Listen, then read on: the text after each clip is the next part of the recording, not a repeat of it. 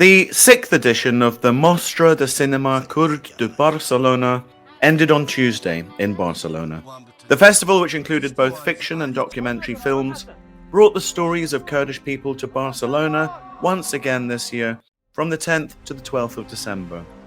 The Mostra de Cinema Kurd de Barcelona aims to facilitate access to the narratives generated by Kurdish directors about the people who live in Kurdistan and the stories of their people.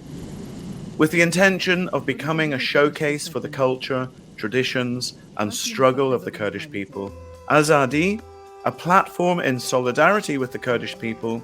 and Ivardia Productions organized this annual exhibition of cinema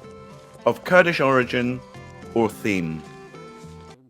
The sixth edition of the Mostra Cinema Kurd of Barcelona started on Friday with a tribute to Halil Yüksel, also known as Halil Dağ, who is a popular filmmaker and fighter in the ranks of the Kurdistan Workers' Party, the PKK.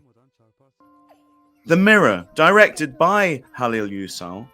The Language of the Mountains, directed by Lisa Çalan,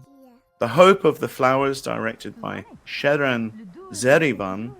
Love in the Face of Genocide, directed by Şerohinde, and Blackberry Season, directed by Hashim Aydemir, Mudam, directed by Metin Ur, and Off-Road, directed by the OSAD technical team, were also watched by the audience on the last day of the festival, as these two films were the result of the cooperation project of Kamares Idret, which aims to contribute to projects of cultural, economic and legal rights of young Kurdish refugees in Diyarbakir in Turkey.